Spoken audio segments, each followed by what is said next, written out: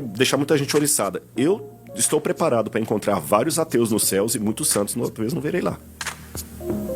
Eu sei que muita gente, como ateu, mas ele não... Eu estou preparado. O céu que eu acredito tem espaço para o ateu, porque, na verdade, só Deus conhece os corações. Eu tô vendo o Igor aqui, tô te vendo. Eu posso fazer um monte de pré-julgamento pela sua roupa, pelo seu cabelo, pelo seu jeito de me olhar e tudo mais e tudo. E tá mais errado, mais por fora do que bumbum de índio. Mas você pode falar bunda, eu não posso, que fica chato. Aquela história do quadro, né? Aquela história do quadro. Deus conhece os corações. Deus estava comigo ali, mas eu estava anestesiado pela dor. 5 maneiras de... Gente, então, assim, espero que eu tenha conseguido aí, vocês tenham conseguido ver o vídeo, porque às vezes dá direito autoral e a gente tem que tirar o vídeo. Então, se tirou o vídeo, um resumo rápido que ele disse é o seguinte, você pode depois conferir aí, se o vídeo não passou para vocês podem conferir na internet. Coloca aí, Rodrigo Silva, Ateus no Céu. Ele disse o seguinte, eu vou ver, eu estou preparado para ver ateus no céu. E aí a grande frase dele, por quê? Porque só Deus conhece os corações. O que é isso? Vamos lá. Qual é a doutrina básica da fé cristã? Da genuína fé cristã? E poderia dizer aí uma das doutrinas mais centrais da fé cristã. A salvação é pela fé, não pelas obras. A salvação é pela fé, não pelas obras.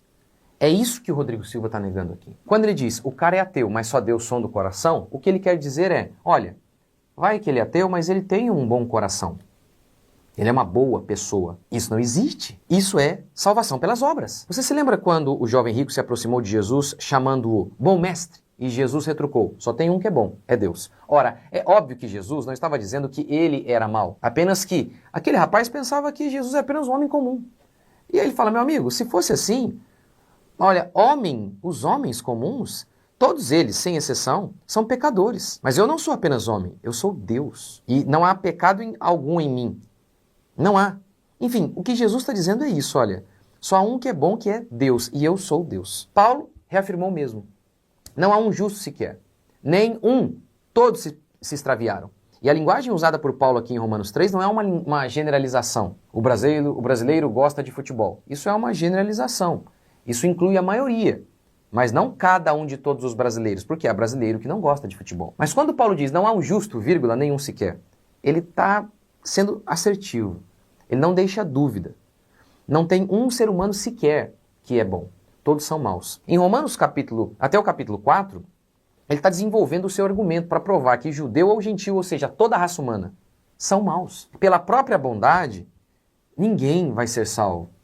E aqui há de se dizer o óbvio. Muitas vezes você acha que o fulano é bom, porque você está fazendo uma comparação errada. O Ricardo é um homem muito bom. Comparado com quem? Com o Lula, um estuprador?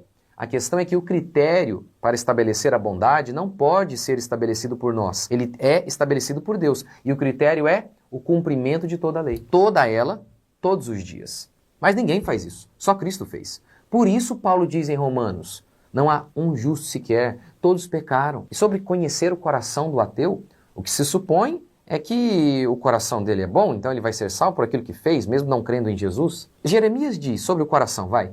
Porque ele falou, eu não conheço o coração de vocês. É verdade, Deus conhece. Só Deus conhece. E é por isso que Jeremias diz assim, enganoso é o coração, mais do que todas as coisas, e perverso. Quem o conhecerá? E aí ele responde, Deus. Verdade, ô Rodrigo, você de fato não conhece o coração, mas Deus conhece. E Deus disse em sua palavra que o coração humano é corrupto. Portanto, sobra quem aí para ser salvo com base no coração? Paulo, em sua carta aos Romanos, defende o seguinte, se Abraão, que é o pai da fé, não foi salvo por obras, ele não foi. Imagine nós, então. Você quer me dizer, Rodrigo Silva, que um ateu foi melhor que Abraão?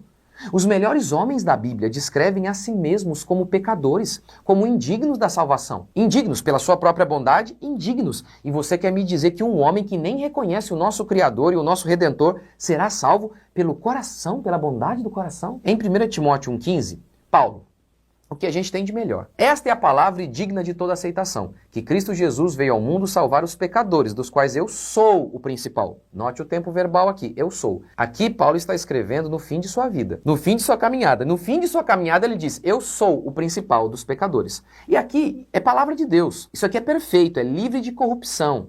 Não tem falsa humildade aqui. Isso aqui é a verdade. Se Paulo é o pior, Paulo, um dos homens mais santos deste mundo, é o pior dos pecadores, e eu e o ateu então?